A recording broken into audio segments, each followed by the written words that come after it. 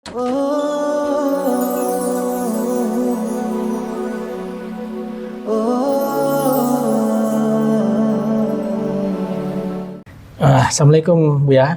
Waalaikumsalam warahmatullahi wabarakatuh. Alhamdulillah Bu ya. Hari ini kita bisa berjumpa.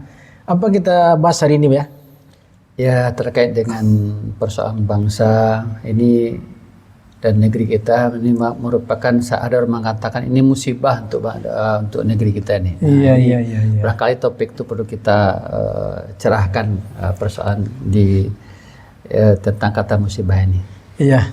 Benar Bu ya. Jadi kita memang ya perlu juga mengetahui ini Bu ya. Apa yang dikatakan musibah ini dari sisi syariah. Ya Bu ya. Baik, ini pertanyaan bagus sekali ya. Kata-kata musibah itu terdapat dalam Al-Qur'an. Ma asaba min musibatin. Jadi asal katanya asaba yusibu ya. Kemudian musibah. Kosakata ini kemudian diadopsi secara total ke bahasa Indonesia. Sehingga kemudian musibah itu udah bahasa kita sehari-hari. Padahal itu bahasa Quran, bahasa Arab. Iya. Jadi kalau ada orang mengatakan Belanda itu menjajah kita 350 tahun, itu di sisi mana dulu gitu. Tapi secara budaya kultural, nah ini kita lebih diwarnai oleh bahasa Arab. Iya. Nah, jadi 90% bahasa kita sehari itu bahasa Arab. Iya. Jadi musibah itu bahasa Arab. Betul. Gitu ya. Kalau begitu katakanlah penjajahan tadi Bu ya. Apakah penjajahan itu kita sebagai musibah atau kita pandang seperti apa itu ya? Baik, bagus sekali ya. Musibah itu merupakan dari sisi mana tuh asaba yusibu, sesuatu yang menimpa. Iya. Sesuatu yang terjadi menimpa seseorang atau dalam kelompok, dalam kolektif orang banyak, satu kejadian yang menimpa itu namanya musibah. Dan biasanya lebih kepada konotasinya negatif.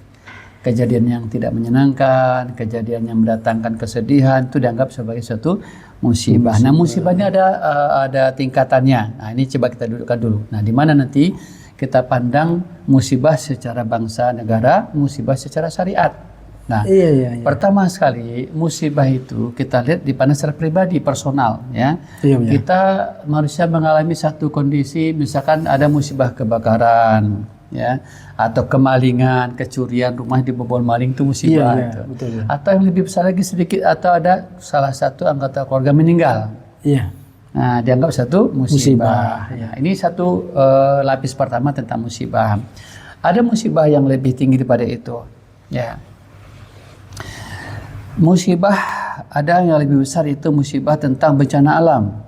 Ya. Oh iya, karena lebih luas. Lebih luas lagi, bencana itu menimpa orang banyak. Ya. Nah, satu kampung, satu negeri, misalkan apa macam-macam musibah, dampak gempa, musibah dari gempa. Iya. Banjir, galodo kemudian terjadi. Ya. Iya. Atau satu kebakaran hebat satu kampung, satu wilayah ya, itu musibah lebih besar lagi. Iya. Tapi musibah gempa, bencana alam itu masih tergolong musibah yang ringan. Iya. Nah, kenapa dikatakan ringan? Ya, katakanlah kita seseorang terkena galodo, rumah disapu oleh banjir, ya, kemudian habis semua harta bendanya, bahkan rumahnya pun tercabur sampai ke akar-akar, cabur sampai ke pondasi-pondasi. Itu terjadi yang kemarin di sungai itu kan. Iya. Nah, jadi nggak ada lagi yang bersisa gitu. Tapi masih ada sisanya di situ. Apa itu? Orang yang masih hidup. Iya. Ya. Nah, kemudian kedua apa? Rumahnya, posisi tanah, lahan tempat tinggalnya masih ada. Iya. Alhamdulillah masih ada. Iya. Orang Minang, orang Islam itu kan apa-apa ya alhamdulillah gitu. Masih untung gitu. Iya. Nah, ini ada lagi musibah yang besar lagi. Oh, gitu ya. Yang ketiga. Ya. Apa musibah itu? Musibah di mana manusia itu terjadi penjajahan. Masuknya suatu bangsa, satu kekuasaan yang besar, kemudian menjajah satu negeri. Iya. Itu mengancam nyawa, bahkan tanah pun dirampasnya. Nah, betul kan? Iya. Kita bisa nyawa terancam, ditembak, ditangkap, dibunuh, atau dipenjara, atau diasingkan gitu kan. Nah, dan lahan atau rumah tempat tinggal, kebun kita pun akan diambil oleh penjajah tadi. Iya. Nah, berarti ada yang lebih ringan, ada yang lebih berat. Yang ketiga itu musibah itu peperangan. Datangnya suatu bangsa, suatu negeri menjajah satu wilayah dan mereka kuasai, coba. Orang kaya pun akan tidak ada artinya. Iya, betul. Hartanya dirampas, tempat tinggalnya diambil alih, dan bahkan dia pun terancam untuk dibunuh. Iya. Apa ada yang lebih tinggi lagi tuh ya? Ada yang lebih tinggi daripada itu. Apa itu? Musibah yang paling besar menimpa manusia itu apa? Allah Ta'ala sudah berikan kepada manusia itu panduan pada hidup sepanjang perjalanan hidupnya. Al-Quranul Karim. Tapi kemudian, apakah Quran itu menjadi bahan referensi untuk panduan hidupnya? Ini masalahnya. Orang yang hidup 60 sampai 70 tahun, kemudian dia mati meninggalkan dunia ini, dia tidak tahu panduan hidup yang seharusnya dia jalankan. Wah, sepertinya ini yang menarik nih, ya. Allah bersumpah wal asri. Ya. Innal insana lafi khusr. Demi masa, demi waktu asar, demi waktu maghrib yang sudah dekat, itu makna tafsirnya di situ. Ya, demi masa waktu sudah berjalan, manusia sudah Allah berikan tempo, kesempatan, umur yang cukup panjang, ya, tapi dia tidak berada dalam petunjuk Allah Subhanahu wa taala. Ya, bayangkan ya, hidup di dunia ini dia ikuti jalur siapa coba? Pola tata kelola hidupnya ikutin siapa? Pada ketika Allah Ta'ala sudah sampaikan, qul nahbitu minha jami'an.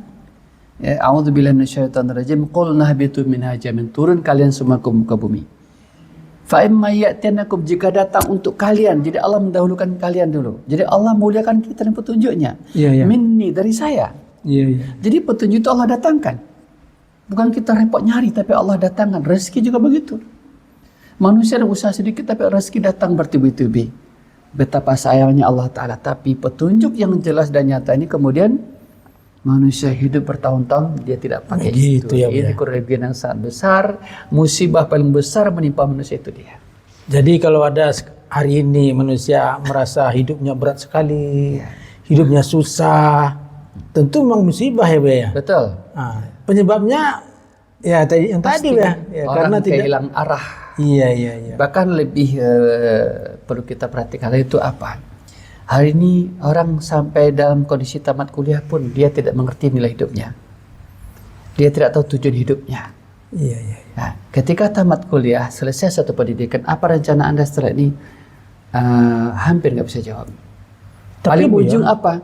Saya nanti lamar pekerjaan. Loh, Anda tidak diciptakan untuk melamar pekerjaan loh. Iya. Wacana maksud tujuan pencipta manusia Allah sudah paparkan di Quran. Allah sudah narasikan di hadapan para malaikat. Allah sudah ceritakan di hadapan malaikat. Bayangkan coba. Allah tidak sebutkan manusianya, tapi sebutkan tupoksinya sebagai khalifah. Iya. Apa ayatnya? Dalilnya yang berbunyi, A'udzubillahi minasyaitonir rajim wa idz qala rabbuka lil malaikati inni ja'ilun fil ardi manusia. Enggak. Khalifah, tupoksinya. Tugas pokok fungsi nanti itu ada sesuatu unik dan menarik. Dan bentuknya pun tidak sama dengan jin, tidak sama dengan iblis, tidak sama dengan malaikat. Ada sesuatu yang baru. Tapi yang spesifik di situ apa? Allah katakan khalifah. Dia punya tugas pokok fungsi yang luar biasa, memanage kehidupan manusia ini dengan tata kelola buku panduan dari Allah Subhanahu wa taala. Ini harus kita pahamkan tentang di mana manusia sudah diberikan panduan pada hidup secara global, ya. Tapi dia tidak gunakan itu dalam perjalanan hidup yang panjang itu. Itulah kerugian yang paling besar di alam manusia hari ini. Nah, ini dia Bu ya. Saya kira ini fenomena yang umum Bu ya. Nah, mungkin kalau kita tanya kepada generasi saat ini yang katakanlah mereka sudah sarjana gitu ya, belum tentu mengatakan bahwa ketika dia tidak mengikuti buku panduan Allah ini itu musibah tuh. Ya itu masalahnya kayaknya. Baik. Itulah fungsi pendidikan. Maka ketika Nabi Adam diturunkan ke muka bumi, ya, itu Allah sudah bekali dengan satu kata kalimat yang paling fenomenal. Ya. Ketika malaikat mencoba meyakinkan dirinya, Allah berfirman akan menciptakan suatu makhluk disebut dengan khalifah. Itu malaikat mencoba meyakinkan dirinya, ataj'alu fiha may yufsidu fiha wa yasfiku dima. Ya Allah, Engkau menciptakan makhluk apa lagi? Yang ada iblis ini di muka bumi sudah membuat kerusakan dan menumpahkan darah. Iya. Nah ini nanti ada lagi seperti itu ya Allah, begitu. Gitu. Jadi malaikat dari awal sudah khawatir. Sudah memberikan kekhawatiran, Iya. mencoba berdiskusi dengan Allah Subhanahu wa taala. Di manusia itu berdiskusi. Ya Allah saya buka kesempatan itu. Iya, iya, ada dialog gitu Ada ya. dialog di situ. Iya. Jadi ketika itu Allah qala inni a'lamu ma la ta'lamun. Ya. Saya punya planning, pengetahuan sesuatu yang kamu belum ngerti ya malaikat. Tenang aja. Pokoknya saya punya rencana bagus, rencana hebat luar biasa. Artinya ada makhluk yang hebat nanti akan saya ciptakan yang baru. Terus apa yang berikutnya? Wa 'allama Adam. Allah titipkan pada Adam itu ilmu. Disitulah kekuatan, kehebatan, kemuliaan, keistimewaan anak cucu Adam. Iya. Maka setelah terciptanya, setelah Allah Ta'ala jadikan Nabi Adam sebagai bentuk yang sempurna jadi seorang manusia, maka kagetlah malaikat. Kok beda ya sama kita, beda sama iblis juga beda. Kiraan sama nih iblis lagi gitu. Iya, Kira-kira iya, begitu. iya. Nah maka kita melihat satu keindahan yang Allah ciptakan. Jadi kira-kira Nabi Adam itu ganteng apa jelek seperti manusia purba? Ya pasti ganteng. Pasti ganteng, pasti gagah, pasti bagus kan. Allah langsung khalaqtu biyadai, Allah ciptakan langsung di surga, made in surga, bukan made in Cina gitu. Made in Tiongkok enggak, tapi made in surga. Kira-kira gimana tuh ciptaan Allah berupa Nabi Adam? Pasti luar biasa. Masya Allah. Nah ketika itu Allah perintahkan pada malaikat untuk bersujud. Fasajadal malaikatu kulluhum ajmain illa iblis. Semua malaikat sujud kecuali iblis. Aba wastakbaro, ya. Dia berpaling, dia menolak, dia membangkang, tidak menerima dan sekaligus menunjukkan kesombongan. Ya, gitu. Jadi Allah Taala ketika menciptakan Nabi Adam sudah disiapkan bekalnya. Wa 'allama Adam al-asma'a kullaha. Allah sudah siapkan Adam nanti keistimewaannya dibekali ilmu. Nah maka seharusnya seorang manusia itu paham mengerti bahwasanya ketika di tengah belantara kehidupan yang penuh dengan berbagai macam persoalan ini, dia punya bekal. Allah sudah kasih buku panduan, kurikulum, SOP. Iya, iya. Apa yang kita cari lagi? Tapi ternyata sepanjang hidupnya dia tidak pakai itu. Itu musibah yang terjadi hari ini, baik secara pribadi, personal, secara kelompok, berbangsa, bernegara. Maka sesungguhnya tugas pemimpin itu apa sebetulnya? Tugas pemimpin itu membimbing, menuntun, mengarahkan, memandu jalan kehidupan orang-orang di bawah kekuasaannya agar sesuai dengan Al-Quran, konsepnya Allah, maksud penciptaannya. Nah, kenapa hari ini manusia ketika kebanyakan dari kita yang seperti Pak Andri katakan tadi, mereka sudah menamakan satu strata pendidikan yang tinggi, katakan. Tinggi itu ya. Tapi ketika ditanya apa rencana setelah tamat pendidikan atau cari kerja. Cari kerja. Apakah Anda diciptakan untuk cari kerja? Mengabdi pada penguasa dan pengusaha. Iya. Dan mengabdi pada hawa nafsu. Kenapa saya katakan demikian? Misalkan berangkat kerja jam 7 pagi, pulang jam 4 sore. Tenaga muda waktu sehatnya sudah habis. Sudah lelah, sudah capek, kemudian tidur. Nggak peduli lagi pengabdian kepada Allah. Nanti bangun jam 5, jam 6, jam 7, jam 8, lelahnya hilang. Pengabdian kepada Allah sudah lewat asarnya, maghribnya, isanya mungkin. Jadi mengabdi pada penguasa dan pengusaha, penguasanya mungkin pegawai negeri mungkin. Ya. Kemudian pengusaha itu siapa? Para pegawai, para pekerja yang menghabiskan tenaga muda untuk mengabdi buat satu produk, satu pabrik apa saja. Tapi kemudian tenaganya habis lelah, dia tidur mengabdi pada hawa nafsunya, tidak peduli kepada Allah sebagai manggil dia. Hayyalah shalah, hayyalah falah. Nah begitu bangun, lewat masa itu. Dan yang lebih tragis lagi apa? Begitu memasuki masa pensiun. Apa makna pensiun itu? Tenaga fitnya sudah habis, tinggal sisanya lagi. Lelahnya, capeknya, lemahnya tuh sisa. Baru ingat, saya harus mengabdi kepada Allah. Itu pun masih ada yang ingat. Bahkan banyak yang nggak ingat sama sekali. Menganggap panduan Allah ini sebagai sesuatu yang tidak dipandang lagi dalam hidupnya. Bahkan di hari tuanya pun yang sudah lelah itu duduk di kursi roda, depan rumah sudah mandi, sudah dibereskan, duduk depan rumah dijemur, berjemur matahari. Nunggu apa? Nunggu malaikat mau datang jemput manggilnya. Ya Allah, ini musibah paling besar yang menimpa diri manusia. Itulah dosanya para pemimpin hari ini, bagaimana Anda diperintahkan Allah untuk menjadikan orang-orang yang hidup di bawah kekuasaan Anda itu untuk menuntun membimbing mereka, ihdina. Tuntun kami ya Allah, bimbing kami. Ini sebuah teriakan kebutuhan pribadi personal manusia. Di mana di setiap salat ayat Al-Fatihah itu diulang-ulang, ihdina, ihdina, ihdina. Iya, iya. Apa arti ihdina? Tunjuk. Nah, selama ini kita tahu hanya itu saja sampai sekarang. Iya, tunjuk. Tunjukilah kami yang lurus gitu. Iya. Tidak sesederhana itu. Ihdina itu doa permintaan seorang hamba kepada Sang Penciptanya. Iya. Tuntun kami ya Allah, bimbing, pandu jalan hidup kami. Iya, iya, iya. Supaya kami selaras lurus dengan buku panduanmu. Udah benar belum nih? Maka setiap pengajian-pengajian itu apa tujuan akhirnya apa? Kita pengajian di sana di sini itu untuk apa? Untuk memastikan bahwasanya kita masih berada di atas Panduan. Shiratal Mustaqim. Iya, Itu puncak tertinggi ngaji itu dia. Maka musibah kita hari ini adalah ketika Allah sudah berikan petunjuk, kita abaikan. Dan kita mati dan kita tidak kenal ini. Banyak di antara kita yang beragama Islam, mengaku Muslim. Kalau mau nyanyi-nyanyi, satu ketukan, dua nada ketukan sudah ngerti, oh ini lagunya ini. Iya. Tapi kita suruh ngaji, keluar lidahnya, merah mukanya, nggak tahu apa mau dibaca, mau disebutkan. Ini musibah. Iya, iya. Allah ciptakan manusia, fitrahnya sesuai dengan ini. Nggak mungkin Allah kasih kita Quran, sulit dibaca, nggak mungkin.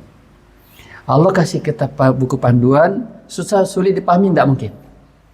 Dan pasti apa yang Allah berikan itu sesuatu yang dahsyat, luar biasa.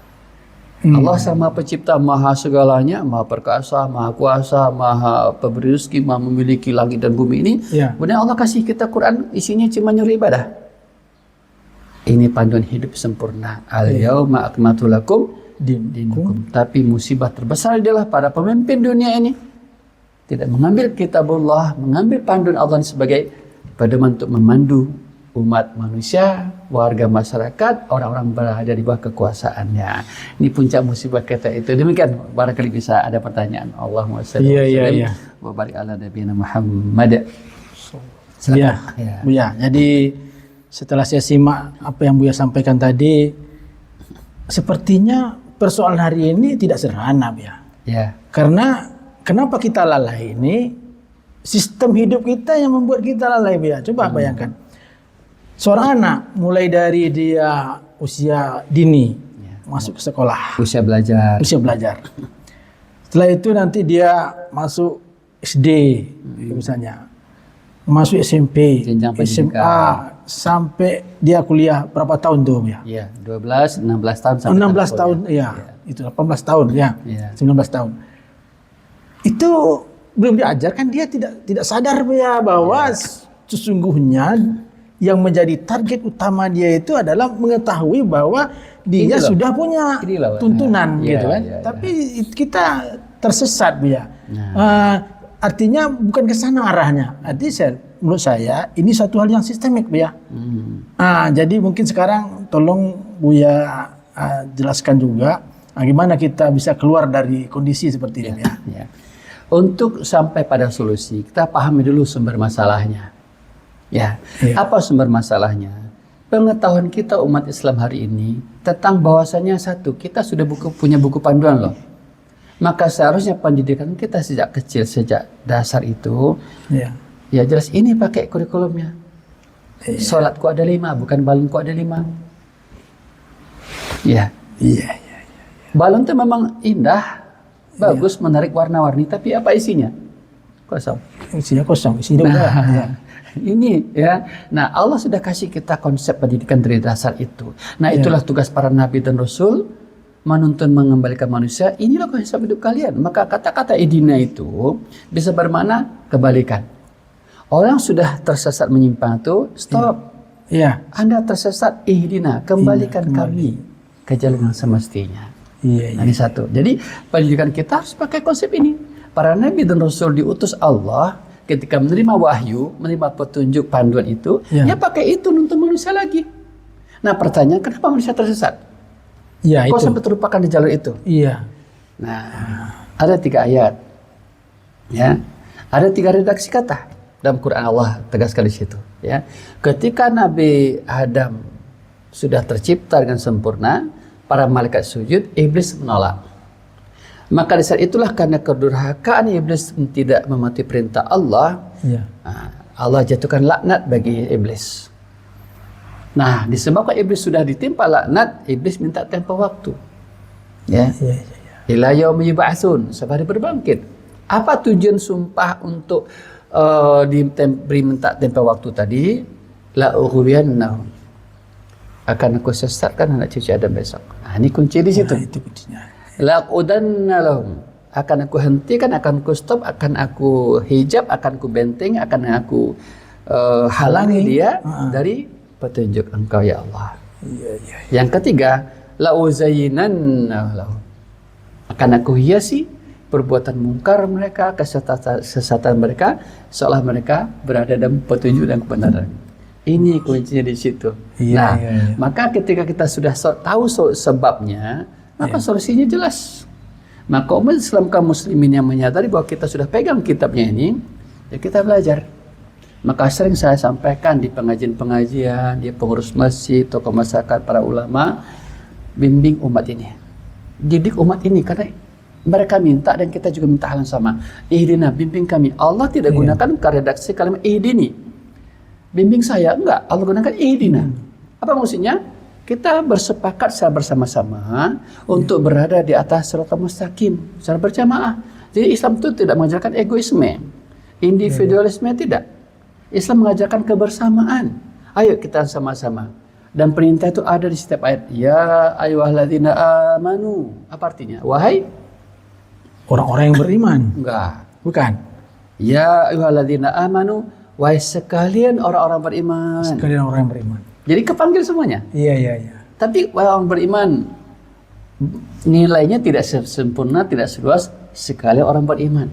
Segenap orang beriman. Kutiba alaikum. Contoh salah satu ya. Iya. Diwajibkan atas? Atas kamu. Salah. Sekalian itu apa? Atas kalian. Sekalian, oh gitu. Alaikum itu kan jamak. Kalau Iya, alaika kamu. Tapi Iya, alaikum. diwajib atas kalian semua. Wahai orang beriman yang dipanggil tadi, diwajib atas kalian semuanya. Asyam, berpuasa. Ya. Seperti yang diwajibkan juga orang-orang sebelum kalian, kaum, umat, bangsa, umat nabi-nabi terdahulu sama, mereka juga berpuasa. La'alakum, Tattaqun. agar kalian mencapai derajat yang tertinggi. Jadi ibadah kita itu, ilmu kita menuntun kita untuk mendapatkan predikat nilai kualitas yang terbaik di sisi Allah Ta'ala, yaitu apa? Muslim, mukmin, Muhsin. muttaqin atau muhsin. Nah, Allah perintahkan kita tidak saja jadi orang beriman, Iya, iya. tapi tingkatkan nilai kualitas hidup kita sebagai seorang mukmin atau orang beriman, naik menjadi orang yang muttaqin atau muhsin. Ini yang perlu kita pelajari. Maka sekolah di dasar tadi, musibah kita dimulai di situ. Iya, iya. Pendidikan anak kita tidak dimulai dengan konsepnya Allah. Maka untuk solusinya itu, ya sudah. Kembalikan. Para guru, para ulama, para orang cerdik pandai, nih, ayo kita belajar. Dan watawasau bil haq itu artinya Berwasiat dengan sabar itu. dan sampaikan tawasau itu, nasihatkan, sampaikan, sebarkan kebenaran al-haq ini. Oh begitu. Anda sudah beriman, sudah beramal soleh, Ya. tawasau, ambil pikul itu, sampaikan kepada yang lain kebenaran itu. Anda berada di atas kebenaran, iman Islam, ibadah, amal soleh, itu level kedua. Level ketiga apa? Kewajiban kita menyampaikan kepada umat, ini loh kebenaran, ini loh Islam, ini loh pedoman hidup, ini petunjuknya, di sini jangan kemana-mana. Iya, iya, iya. Nah, apa watawasabil sabar itu? Ketika kebenaran kita sudah sampaikan, ada tantang rintangan, sabar, tetap teguh, jalankan terus. Itulah tugas Nabi Rasul, dan itu diwariskan ke pundak kita hari ini.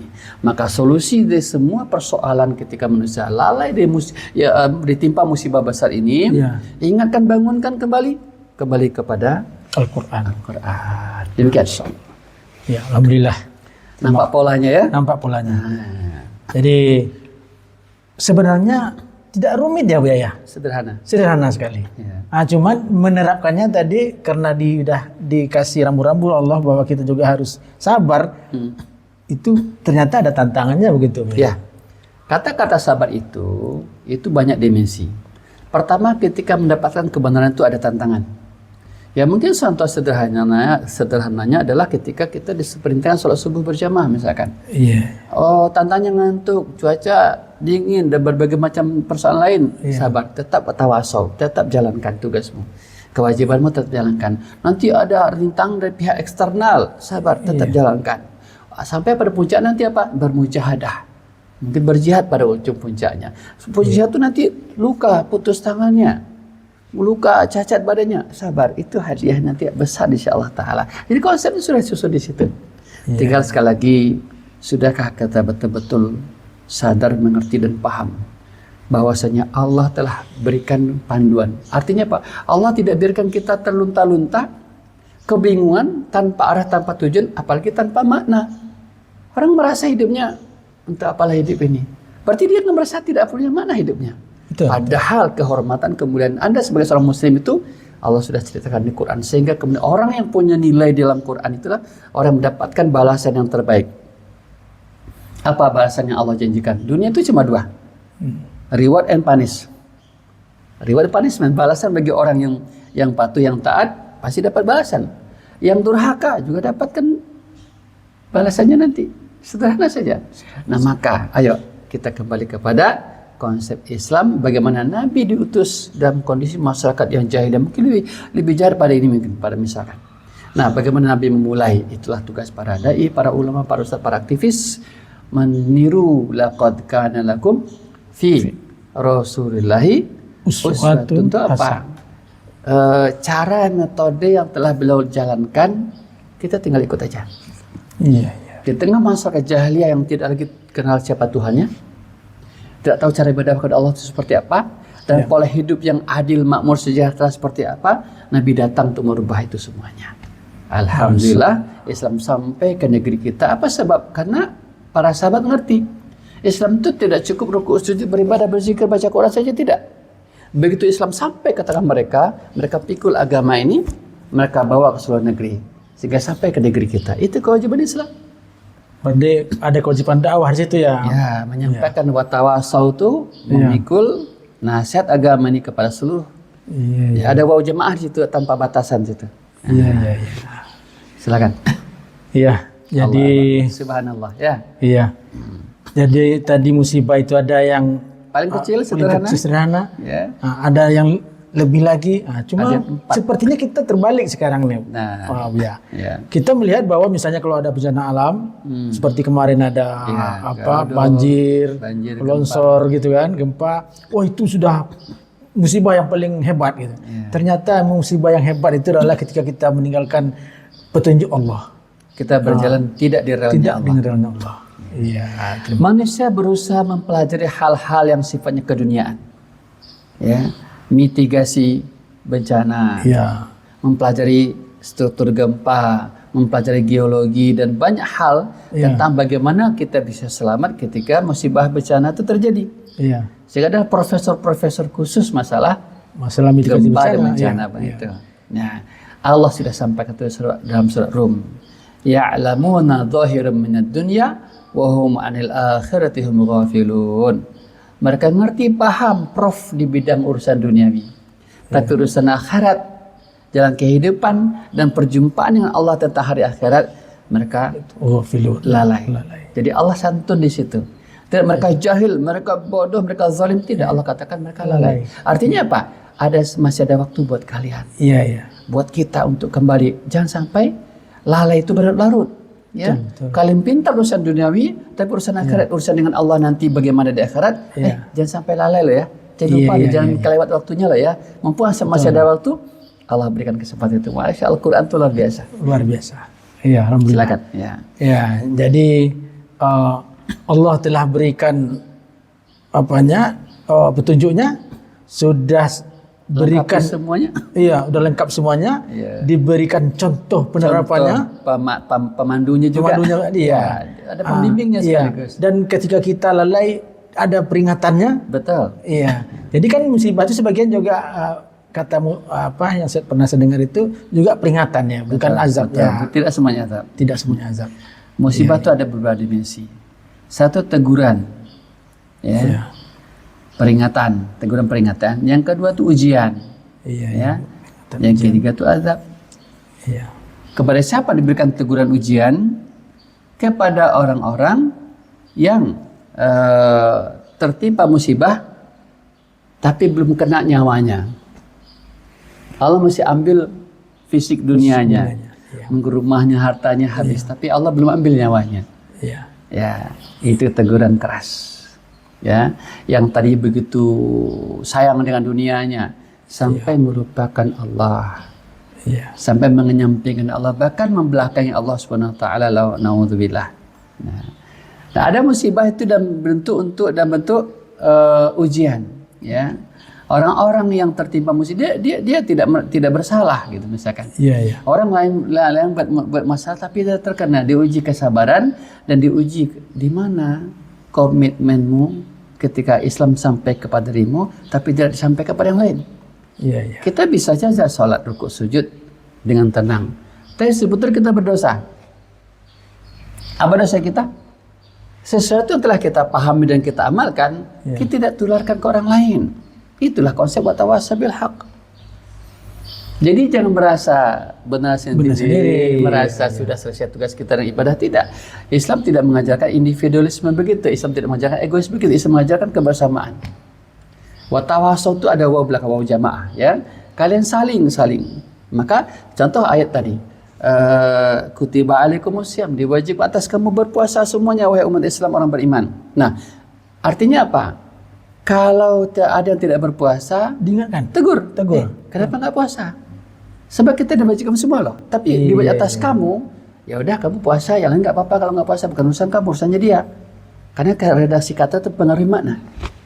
Ya, berarti saya kadang jadi sadar juga nih, Buya, bahwa ketika kita tempatkan bahwa urusan agama ini adalah urusan individu, seperti yang marak sekarang ini, Ya, ternyata umum diketahui orang hari iya, ini. Ya. ternyata itu cukup berbahaya ya, Buya ya. Tidak sesuai dengan kehendaknya Allah begitu. Iya. Karena kita ini saling tolong menolong, Iya. saling berusaha. Watawasau bil haq, watawasau bis sabr itu kita saling kita bersama-sama. Bahkan dalam tegas Allah sebutkan dalam Quran itu Pak, wa ta'awanu 'alal birri wat taqwa. Tolong menolong kamu, bersegera kamu untuk dalam kebaikan. Albir itu banyak. Bukan hanya ibadah, ya. Menolong orang sakit, menolong orang yang kesusahan, menolong orang yang tidak yang kehilangan arah tujuan hidup. Iya. Bantu. Maka orang berilmu berjuang dengan ilmunya. Orang punya harta berjuang dengan hartanya. Orang punya tenaga dengan tenaga. Orang punya kekuasaan, gunakan kekuasaan itu bersama-sama berada di atas siratal mustaqim. Bukan urusan pribadi. Ilmu agama itu urusan bersama, urusan berjamaah. Kalaulah urusan agama itu hanya urusan pribadi, maka ketika Nabi Muhammad SAW wafat di kota Madinah, sahabat nggak perlu keluar negeri, tinggal ruku sujud aja di masjid Madinah, atau depan Ka'bah, pahalanya besar, habis itu dia mati dia. Habis mereka meninggal, Islam pun habis. Tidak, Islam tidak sesingkat itu. Islam punya rencana besar ke depan, misi penyelamatan umat manusia global. Maka disitulah disebut wa ma arsalnaka illa rahmatan lil alamin. Tugas itu dipikul sahabat. Mereka paham mengerti. Jadi kalau ada mengatakan sahabat murtad semuanya kecuali 3 orang, ini masalah ini. Kalau gitu Nabi gagal dalam mendidik sahabat. Enggak, Nabi berhasil mendidik para sahabat. Ketika beliau Rasulullah SAW wafat, mereka singsingkan lengan bajunya, ya. Mereka meninggalkan kampung halamannya tanah Arab itu, mereka menyebar ke seluruh dunia, ke seluruh negeri sampai ke Indonesia. Kalau seandainya orang-orang Arab itu tidak keluar di kampung mereka membawa Islam, kira-kira bangsa kita, negeri kita ini, orang-orang kira-kira berpakai agama apa kira-kira? Ya masih seperti dulu itu, animisme dan kepercayaan yang jauh dari. Ada upaya hari ini mendistorsi makna Islam. Maksudnya apa? Mereka mengatakan Islam itu pendatang, mengusik kemapanan budaya agama sudah ada yang sebelumnya. Islam itu merusak. Itu ada pemahaman seperti itu. Nah, saya pernah ditanya salah seorang mahasiswa, dia dalam skripsi waktu itu, ya di kampus yang terkenal di sini kan. Nah, itu Islam itu pendatang kan Buya katanya. Saya sempat tersentak. Ya. Hari Lebaran Idul Fitri itu, setelah selesai khutbah Idul Fitri, duduk bersama di mihrab seperti ini, kemudian melontarkan kalimat itu, nah, dan dia sambil ngerokok. Islam itu tamu di sini. Islam itu pendatang. Pendatang di sini gitu Dia ya. merusak apa yang sudah ada. Kesan seperti itu. Kemudian saya sejenak tersentak, saya berpikir, kemudian saya jawab, betul. Islam itu datang untuk menyelamatkan manusia dari kehinaan, kebodohan, dan peribadatan kepada selain Allah Ta'ala menuju beribadah kepada Allah Subhanahu Wa Ta'ala yang sesungguhnya. Wajahnya kesal dia isap rokoknya. Itu kejadian seperti itu. Jadi Ya. mudah-mudahan orang yang seperti itu sadar dan terlepas dari musibah gitu Ini ya. musibah pendidikan juga. Ya. Ya, alhamdulillah. Jadi Bu ya, mudah-mudahan pertemuan kita hari ini bermanfaat bagi kita dan juga bagi Semua teman-teman pendengar kita, Tribun. penonton Ya. kita di YouTube ini insya Iya. Allah. Ya. Ya. Jadi dengan demikian semoga kita terhindar dari musibah yang besar ini. Ya. Ya, alhamdulillah Bu ya, terima kasih. Boleh saya sampaikan satu lagi?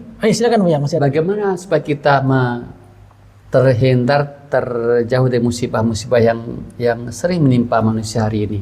Ya, seperti yang apa kecil-kecil, yang kecil-kecil saja. Ya, sesuatu hal yang paling sederhana, yang paling kecil, ya, kita memperbanyak istighfar, mohon ampun kepada Allah. Istighfar. Ya, karena apa? Sesuatu menimpa kita yang buruk itu yang tidak menyenangkan itu lebih karena dosa. Ya, kelalaian kita ya kepada Allah, dosa-dosa itu kepada Allah. Allah tegur dengan cara diberikan satu Musibah. teguran kecil dan bentuk musibah-musibah kecil. Ya. Banyak istighfar. Ya, itu yang pertama ya Bu ya. Mohon ampun kepada Allah. Yang kedua, jangan ada di hati kita ada rasa sombong. Takabur. Jangan sombong gitu ya. Jangan tak ada rasa di hati kita rasa sombong, rasa takabur. Firaun hancur karena takabur, karena sombong. Iya, iya. Padahal Firaun bukan orang bodoh. Iya, iya. Abu Jahal bukan orang bodoh. Dia seorang Abul Hakam, orang pintar. Tapi kesombonganlah kemudian membuat musibah itu menimpa dirinya. Iya, iya, iya.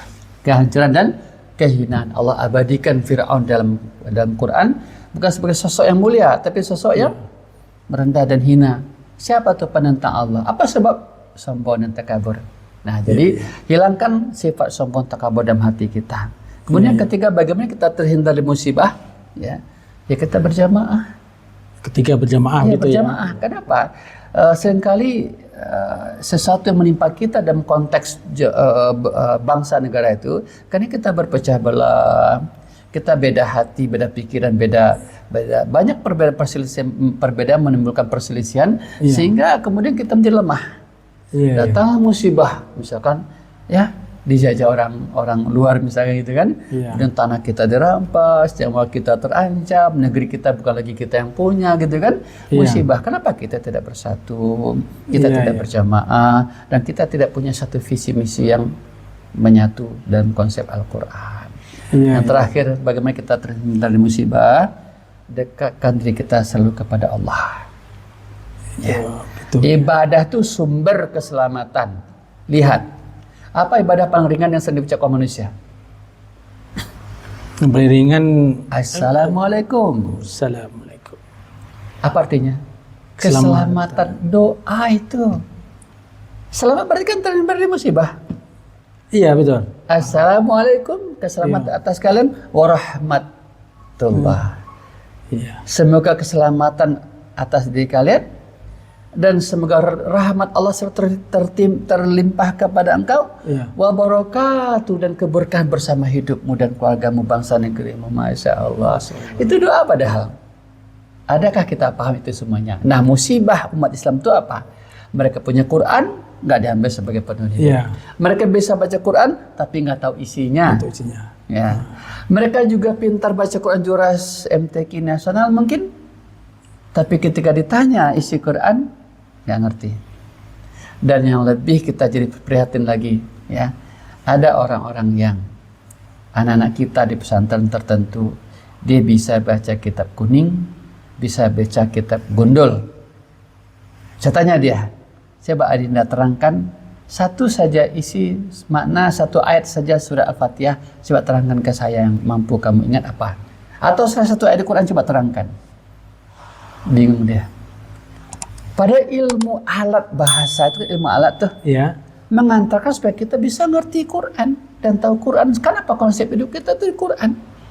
Maka bahasa tertinggi itu bahasa Quran, bahasa Arab yang hari ini Allah jadikan untuk bahasa pengantar kita untuk mengenal petunjuk panduan hidup, supaya kita jangan terkena musibah itu. Demikian Allahumma shalli wa sallim wa barik ala habibina wa sayyidina Muhammadin wa ala alihi washabihi subhanakallahumma wa bihamdika asyhadu an la ilaha illa anta astaghfiruka wa atubu ilaik. Rabbi zidni ilma warzuqni fahma wa barik lana fi ilmina wa barik lana fi rizqina wa barik lana fi ahlina wa barik lana fi jami' umurina wa barik lana fi umurina wa taqabbal taubatana wa aslih sya'nana kulla ya Allah ya rabbal alamin.